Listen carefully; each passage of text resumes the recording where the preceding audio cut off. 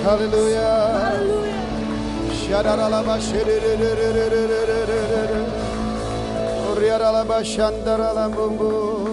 Haleluya. Bapa di surga, biarlah pujian dan penyembahan kami kiranya sungguh benar boleh memberkati dan menyenangkan hati Tuhan. Dan kami percaya Engkau hadir bersama-sama dengan kami. Dan di tengah kehadiran yang sudah kami rasakan, berbicara dan berperkara atas kami. Karena kami rindu pagi hari ini kami kembali diberkati dengan berkat-berkat yang baru ya Tuhan. Tutup bungkus kami semua dengan kuasa darah Yesus. Malaikat Tuhanlah yang berkemah di seputar kami. Tembok api kemuliaan Tuhan memagari kami. Dan Tuhan sendirilah yang menjadi kemuliaan di tempat ini. Terima kasih Bapa di sorga, beracara atas kami. Dalam nama Yesus kami berdoa. Kita yang percaya diberkati Tuhan katakan bersama saya. Amin. Silakan duduk, salam. Senang bisa kembali hadir di gereja saudara untuk membagikan berkat firman Tuhan. Apa kabar? Puji Tuhan. Mari kita langsung saja melihat kepada firman Tuhan. Firman Tuhan terambil dari Yohanes pasal 14 ayat 16 dan ayat 17. Yohanes pasal 14 ayat 16 dan ayat 17. Demikianlah kebenaran firman Tuhan. Yohanes 14 ayat 16 dan 17. Aku akan minta kepada Bapa, dan Ia akan memberikan kepadamu seorang penolong yang lain, supaya Ia menyertai kamu selama-lamanya, yaitu Roh kebenaran. Dunia tidak dapat menerima Dia, sebab dunia tidak melihat Dia dan tidak mengenal Dia. Tetapi kamu mengenal Dia, sebab Ia menyertai kamu dan akan diam di dalam kamu. Amin. Ya, saudara yang saya kasih dan dikasih Tuhan, ini merupakan janji Tuhan Yesus bagi setiap kita yang pernah Dia sampaikan pada waktu itu kepada orang banyak dan para murid yang ada. Dan saya percaya firman Tuhan tidak pernah kadaluarsa. Dan firman Tuhan tidak pernah expired. Dia senantiasa baru setiap pagi. Haleluya. Amin. Karena Yesus tidak mengalami perubahan oleh segala sesuatu yang berubah. Kemarin, hari ini, sampai selama-lamanya. Dia tetap Tuhan yang mengasihi saudara dan saya.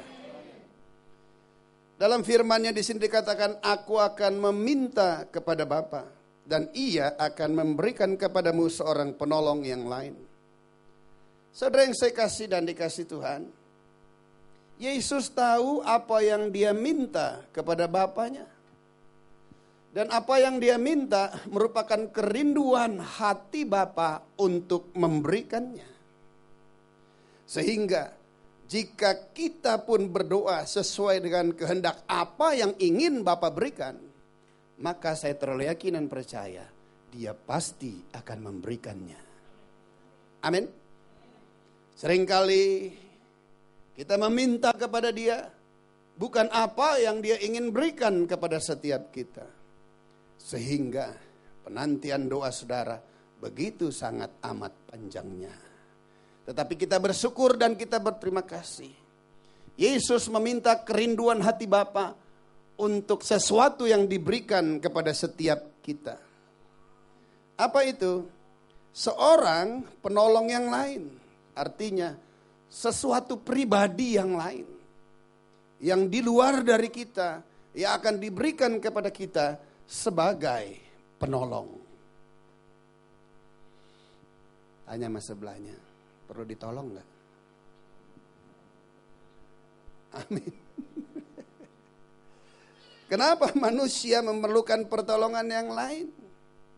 Ya, terima kasih untuk pertolongan yang datangnya dari manusia. Tetapi bukan itu maksud dan isi doa daripada Yesus Tuhan.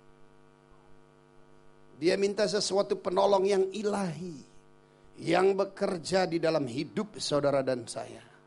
Sehingga di dalamnya nama Tuhan dipermuliakan di dalam hidup setiap kita. Kenapa kita memerlukan seorang pribadi penolong dalam hidup kita? Karena kita tahu dunia telah jatuh di dalam dosa. Dan upah dosa menuju kepada kebinasaan. Sebelum mengalami kebinasaan, saudara hidup di tengah keterpurukan, kemiskinan, degradasi moral yang begitu rusak dan begitu hancurnya. Sakit, penyakit, kemelaratan, kesukaran, kesulitan hidup yang tidak akan pernah selesai dan tidak akan pernah berhenti. Namun saudara gak punya kekuatan untuk menghadapi, untuk bertahan, untuk melewati, untuk keluar lebih daripada pemenang. Oleh sebab itu Yesus tahu bahwa setiap kita memerlukan seorang pribadi, yaitu penolong yang lain. Haleluya. Dan penolong yang bukan datangnya daripada manusia. Penolong bukan datangnya dari yang ada di dalam dunia ini. Oleh sebab itu jika kita menyadari kita memerlukan pribadi yang untuk menolong kita, jangan datang kepada pribadi yang punya masalah yang sama. Amin. Bilang sama sebelahnya, jika kamu punya masalah jangan datang kepada manusia. Kenapa? Manusia itu akan berkata, kamu punya masalah sama dong. Haleluya. Amin. Di tengah permasalahan yang ada di dalam hidup saudara, yang Tuhan minta, ayo datang bergantung harap sepenuhnya hanya kepada Yesus Kristus Tuhan. Haleluya. Oleh sebab itu dia menyadari dan dia mengerti bahwa saudara dan saya memerlukan satu pribadi yang sanggup mampu menolong. Menolong apa? Bukan menolong ngangkatin ember pada waktu saudara gak kuat ngangkat ember. Bukan seorang penolong jika saudara gak punya duit dia berikan pinjaman bank kali. Haleluya. Bukan seorang penolong jika saudara punya permasalahan dan orang akan memberikan pertolongan kepada saudara dalam masalah saudara. Seorang penolong yang lain tiada lagi lain. Berbicara tentang satu pribadi. Di tengah situasi permasalahan yang ada, maka dia membantu saudara dan saya untuk percaya kepada Yesus. Haleluya. Wow, berikan tepuk tangan bagi dia. Ini yang Tuhan kehendaki. Penolong yang lain yaitu roh Allah itu sendiri. Yaitu roh kebenaran saudara yang saya kasih dan dikasih Tuhan. Ini yang Tuhan kehendaki. Tuhan mau agar kita di tengah permasalahan ini senantiasa percaya atas pertolongannya. Dia tidak akan pernah terlambat untuk memberikan pertolongan bagi kita. Dan dia juga gak pernah kecepatan untuk tolong kita. Dia tolong kita sesuai dengan waktunya. Dan waktunya adalah waktu yang terbaik buat saudara. Haleluya. Amin. Sehingga saudara melihat pertolongan itu dan saudara berseru serta memuji dan mengucap syukur kepada dia. Kenapa? Karena pertolongannya tidak akan pernah terlambat memberikan kepada setiap kita. Haleluya. Amin. Nah, oleh sebab itu hal ini dibutuhkan adalah suatu percaya kepada dia.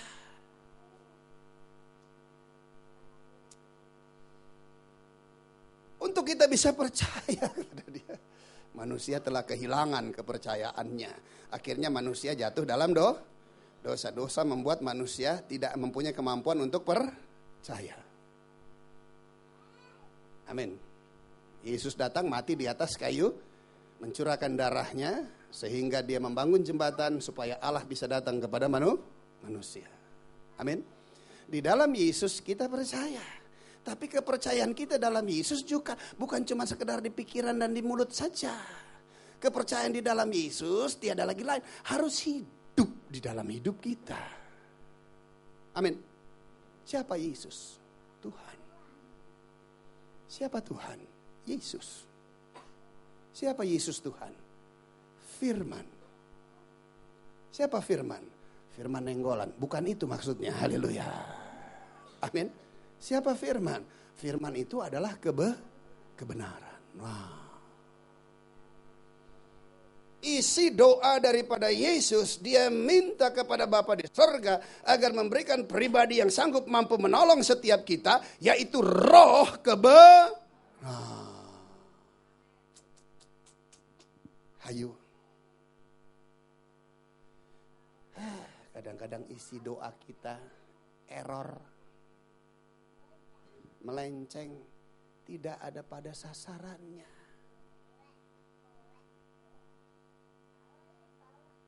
Bawa yuk bawa. Bawa yuk bawa. Bawa yuk bawa. Ya yuk bawa yuk bawa. Mama. Kadang-kadang anak lebih paham. Oleh sebab itu Yesus berkata, orang-orang anak-anak seperti itulah yang mempunyai kerajaan surga. Amin. Ya udah kita rame-rame ngomong mama.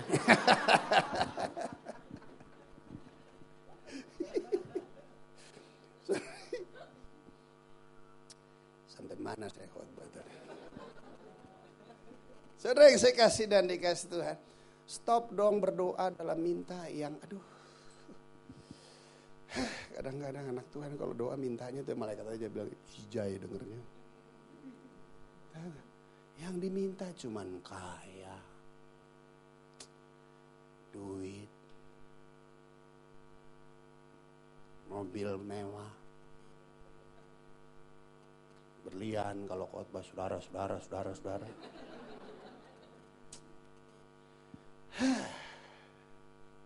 Ntar kalau itu terus yang saudara minta, akhirnya terrealisasi. Saudara kaya, saudara punya rumah MM-an harganya, punya jet pribadi, berlian berkerot-kerot di seluruh tangan. Sehingga saudara khotbah saudara.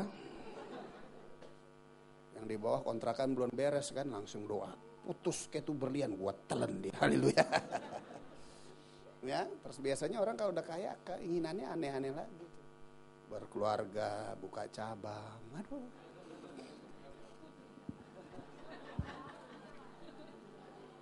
Halo? Bilang sama sebelahnya berumah tangga gak boleh buka cabang loh. Amin. Satu istri, satu suami cukup. Perusahaan, gereja, usaha boleh buka cabang. Berumah tangga jangan pernah coba-coba berani buka cabang. Hendaklah engkau setia dengan istri semasamu muda. Jangan pernah buka cabang dengan istri. Jadikanlah dirimu istri semasamu muda. Jangan pernah mau dijadiin bini.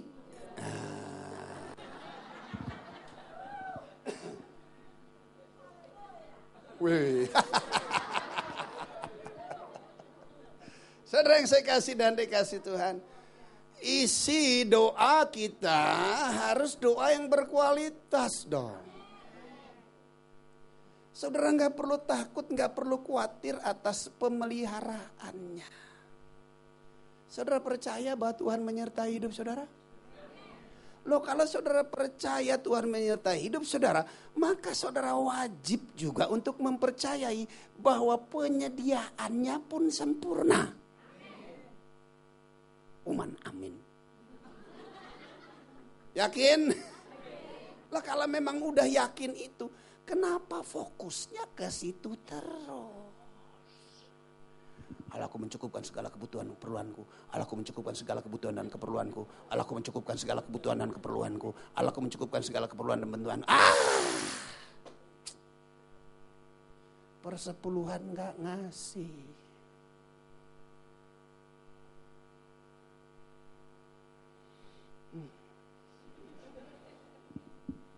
Hening.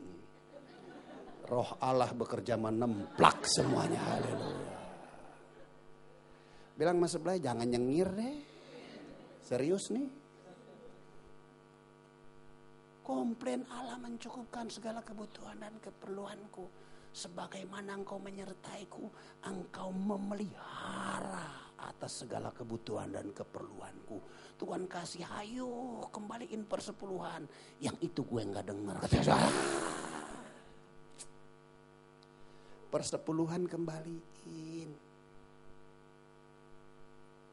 Anda menguduskan seluruh berkat yang Tuhan peruntukkan buat saudara. Soal pemeliharaan Tuhan saudara gak perlu. Mana lebih dulu yang dijadikan Tuhan. Saudara gak perlu takut mana dulu yang dijadiin Tuhan. Dia menghadirkan saudara lebih dulu, baru langit dan bumi dan segala kekayaannya diciptakan, atau langit dan bumi lebih dulu dan segala kekayaannya diciptakan, baru dia menghadirkan saudara. Mana yang lebih dulu? Dan segala kekayaannya, amin. Berarti fasilitas, sarana dan prasarana sudah terlebih dahulu disiapkan buat saudara. Sebelum saudara hadir, emas sudah ada. Amin. Kok takut atas pemeliharaannya? Anak Tuhan, jangan pernah takut miskin. Ya, gimana memang udah miskin? Ya udah miskin, apalagi udah miskin. Udah miskin takut miskin, mau kemana lagi? Haleluya. Alkitab berkata apa yang kamu takutkan itu yang akan menghampiri kamu. Kamu takut miskin, miskinlah kamu. Pak, faktanya memang miskin. Bukankah Tuhan kita sanggup mampu bergerak melewati batas fakta manusia? Fakta wanita pendarahan 12 tahun gak ada yang bisa nyembuhin. Tapi pada waktu dia percaya pegang ujung jubahnya sembuh. Fakta menyatakan Lazarus mati 4 hari. Tapi pada waktu Yesus percaya bahwa Bapa di surga sanggup mampu membangkitkannya. Bangkit tuh. Fakta Jairus udah gak akan mungkin dia bisa bertobat. Lintah darat, pemungut pajak. Memang dia lahirnya udah berdosa. Kang Kongkong juga ada dosa gitu. Tapi pada waktu dia percaya kepada Yesus, apa yang terjadi? Setengah hartaku ku berikan kepada pekerjaan Tuhan. Dan jika aku berikan kepada orang miskin. Dan jika ada yang aku rugikan 4 kali lipat aku gantiin. Kira-kira bangkrut gak tuh Lazarus? Mana enggak? Saudara baru 1/10 aja orang asal bangkrut darah Yesus.